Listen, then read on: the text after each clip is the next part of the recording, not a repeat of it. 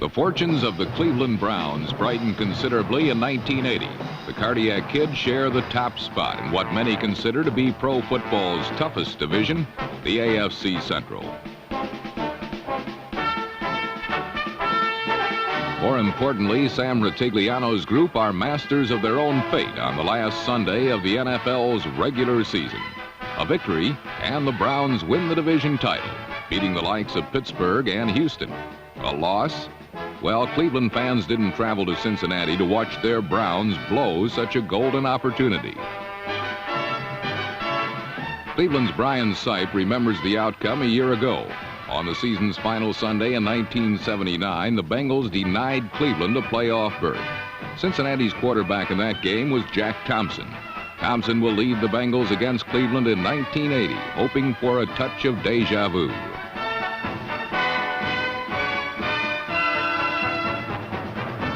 Cincinnati has won its last 3 games. Much of the credit goes to Pete Johnson.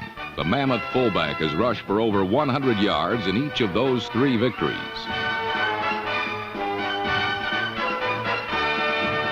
For the Bengals, that intangible quality called pride is at stake.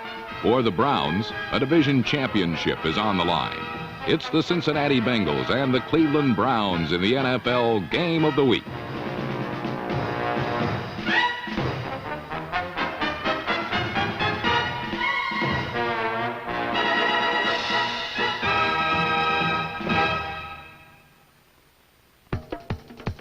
The Browns' ability to stop the run has saved a defense that otherwise ranks near the bottom of the AFC.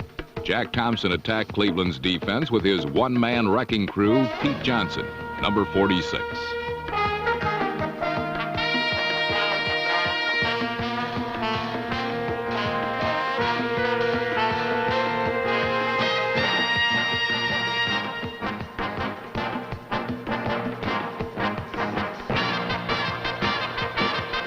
Johnson carried 7 times on Cincinnati's opening possession.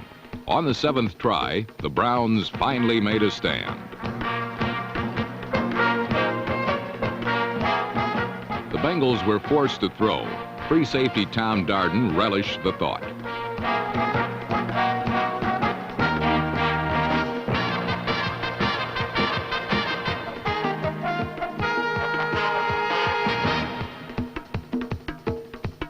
Darden's exuberance resulted in a roughness penalty, but the consequences were far more severe for Cincinnati receiver Pat McInally.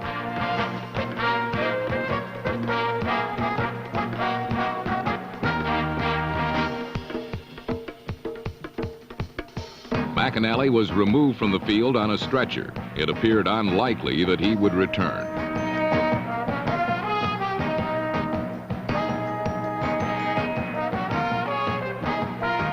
With Cincinnati's offense halted, Jim Breach culminated the 10-play drive with a 42-yard field goal, and the Bengals led 3-0.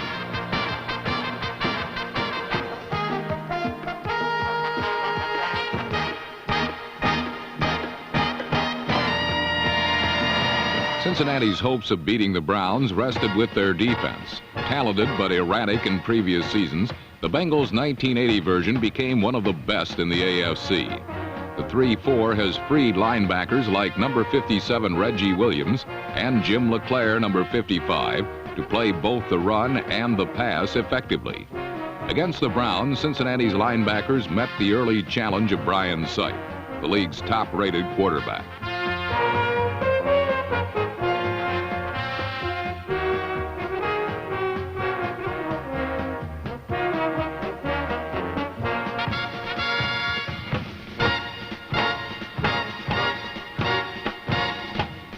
Bo Harris, number 53, blitzed often, forcing Sipe to get rid of the ball well before he intended to. In the first period, an aggressive Bengal defense had Cleveland confused.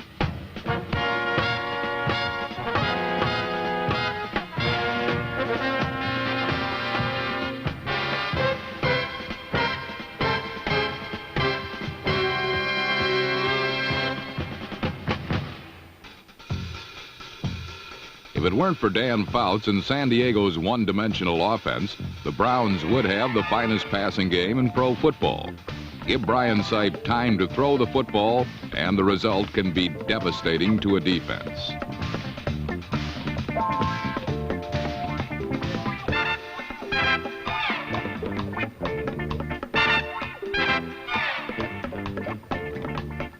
With this Sipe to Dave Logan's 65-yard catch and carry snap Cincinnati's defensive momentum, the Bengals bent, but they did not break.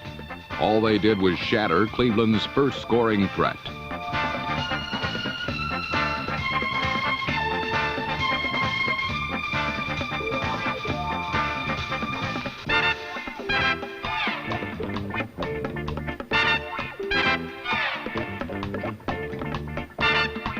When the smoke cleared, Cincinnati had the ball. Sam Ratigliano's big play offense was not generating any consistency. A repeat of last year's loss to the Bengals in Week 16 was dancing like sugar plums in Ratigliano's head. Charles Alexander, number 40, made matters worse for the Browns.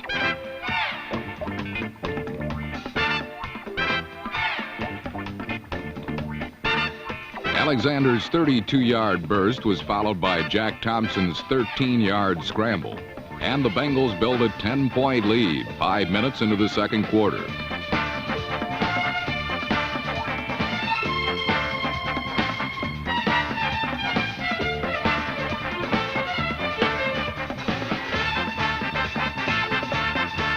In only his second season, Thompson is a gutsy performer who knows what it takes to win. His presence in Cincinnati's lineup brought a spark to an offense that had settled comfortably into lethargy. Trailing 10-0 midway through the second period, the Browns' offense needed to warm up. But Cleveland's explosive attack was as frigid as the 15-degree weather.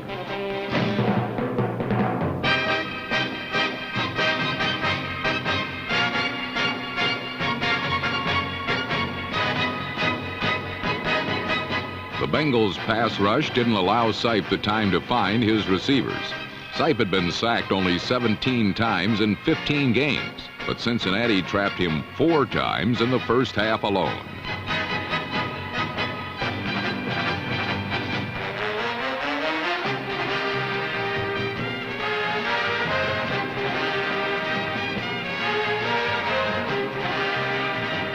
If only Sipe had time to pick out his target, he would seek him out and destroy the Bengal defense. With pass protection, the Cleveland quarterback did just that.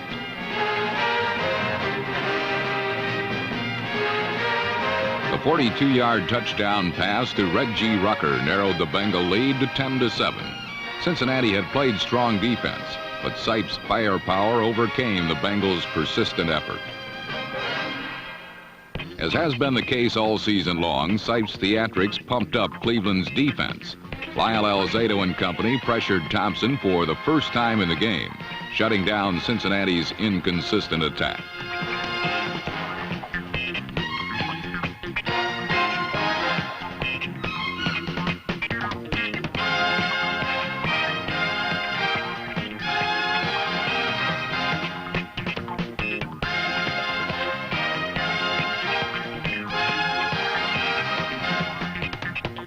Sipe went right back to work. Showcasing his mobility, Sipe found Willis Adams, number 80, for 26 yards.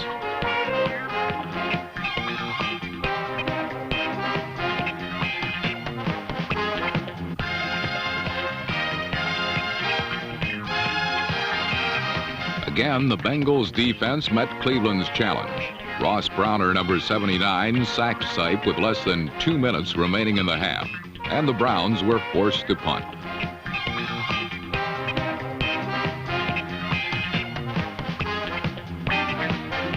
But the punt turned to Cleveland's advantage when the ball accidentally touched a Bengal, causing a fumble, and Dino Hall, number 26, recovered for the Browns on the Cincinnati 9-yard line.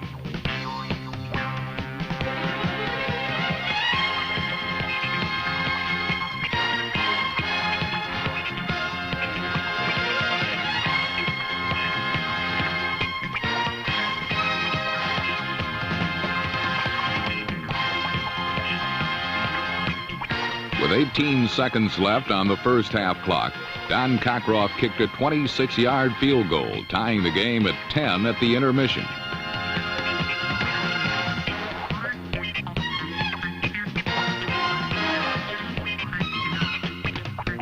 Brian Sipe had been tested by an aggressive, hard-hitting Bengal defense in the first half and absorbed his worst physical beating of the season. But Sipe survived unscathed, calmly ready to lead the Browns to their first division title in 9 years. Sipe was not about to let the sun go down on Cleveland's championship dreams.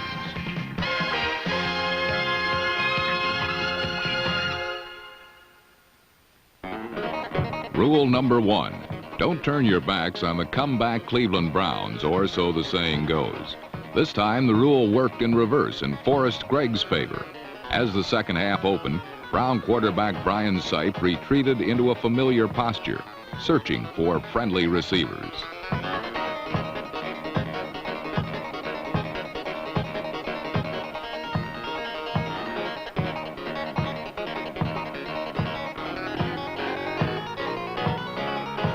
When Cincinnati cornerback Ray Griffin returned the errant Sipe pass 52 yards for a touchdown, it put the Bengals up by 7. This is precisely where the Browns like to be, behind, where there is nothing like other people's joy or a 7-point deficit to light a fire in the comeback contingent from Cleveland. Cleveland's next possession found Sipe back in the pocket again.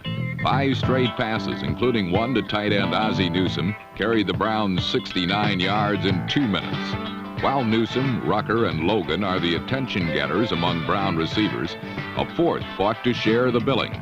Ricky Feature, number 83.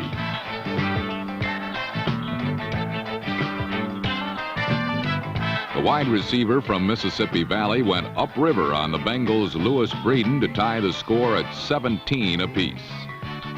A view from the top confirms that Feature's sideline fly pattern turned into a foot race, won by a nose at the Cincinnati goal line.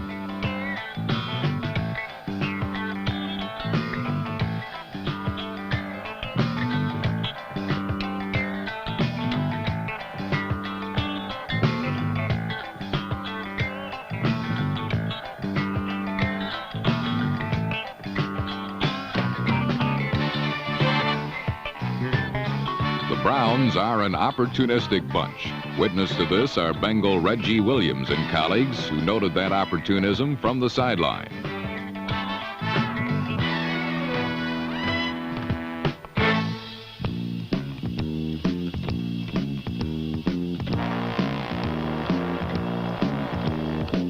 Indeed, it was the Bengals who provided the opportunities. Jack Thompson's first pass of the second half found its way into the hands of Cleveland cornerback Ron Bolton, number 28.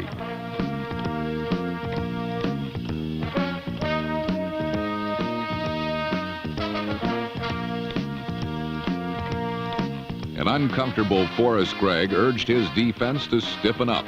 They did just that, forcing the Browns to punt, which looked good on paper, but not in practice.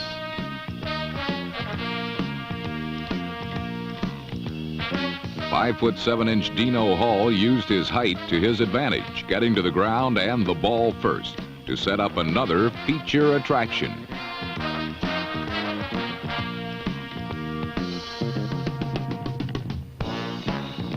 This time, the Browns' number 83 picked on another Bengal cornerback, Ken Riley. Ricky Feature's second touchdown in less than 2 minutes put the Browns ahead by 7. The frigid cold affected fans and officials in different ways. Cincinnati's performance was numbed also, and it wasn't until the Browns regained the lead that the Bengals showed some second-half life. Wide receivers became the prime topic on Jack Thompson's mind. After locating Isaac Curtis, number 85, for 14 yards, Thompson hooked up with a friend he hadn't seen since early in the game, number 87, Pat McAnally.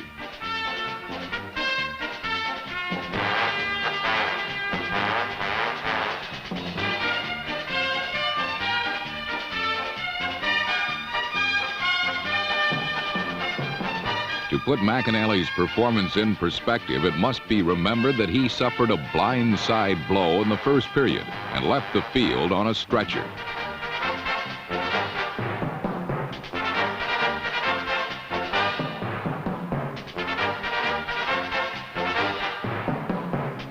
But like any feisty jet pilot after a crash landing, McAnally climbed back in the cockpit and flew down the far sideline.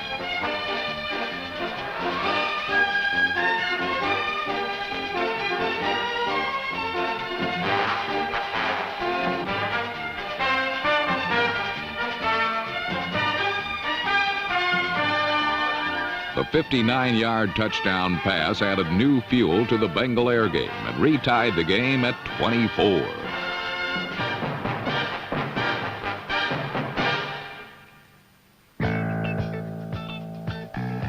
Still becoming accustomed to the subtle nuances of the 3-4 defense, Cincinnati limited the Browns to just 57 yards rushing and threw Brian Sipe for 52 yards in losses with 6 sacks.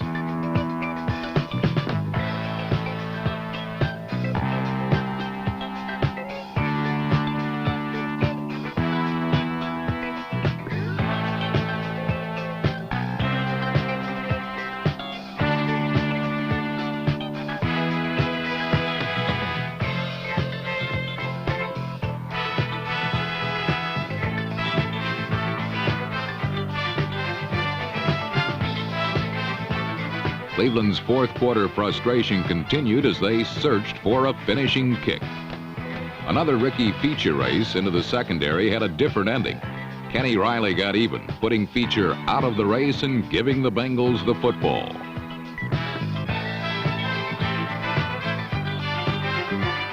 As the field temperature continued to hover in the teens, there was one sideline hot foot belonging to Bengal kicker Jim Breach, who only wished for the chance to use it instead of keeping it gift-wrapped.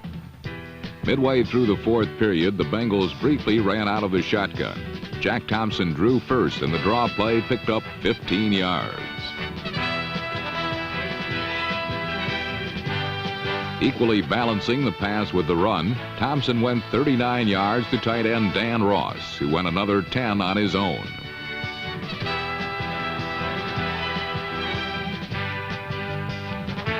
Pat McAnally caught just one pass in 1979.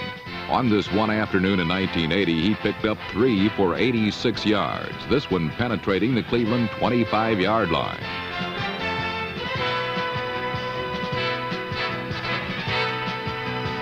What has hurt the Cincinnati Bengals most all season is losing steam inside the 20s and committing the crucial turnover.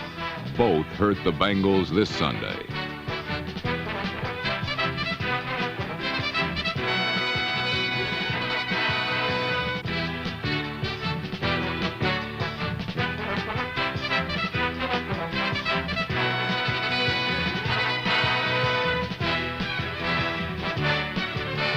The crucial mistake on this day was a Tom Darden interception, one that began the Browns' final foray into Cincinnati territory.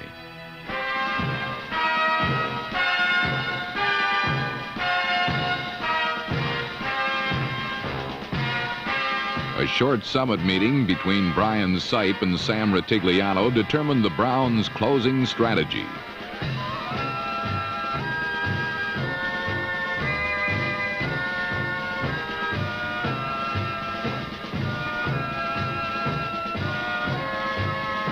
After a short sideline pass to Calvin Hill, the Browns uncharacteristically abandoned their passing game and ran an unheard-of 7 consecutive running plays, getting the most out of fullback Mike Pruitt, number 43. Pruitt's contributions were valuable in the closing moments as he had his second straight 1,000-yard rushing year. Brian Sipe totaled over 4,000 passing yards for the season and became only the third man ever to do so, joining Dan Fouts and Joe Namath. This play was not vintage Sipe. Sipe thought some misdirection would be more effective than the pass. He was wrong and elected to stay safe, going up the middle.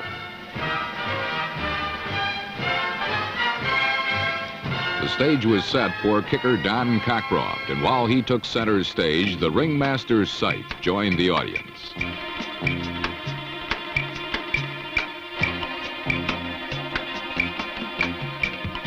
With 2:25 remaining, Cockcroft's kick was true, putting the Browns over the top with a 3-point win. A win that earned the Browns the AFC Central title. Though tied with Houston with an 11-5 record, the Browns boast the better interconference record, hence the division championship.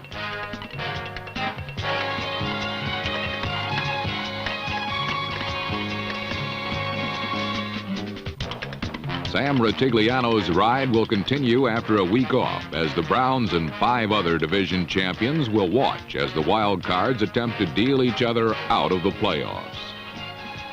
The hunt is on, and the Browns are in the thick of it.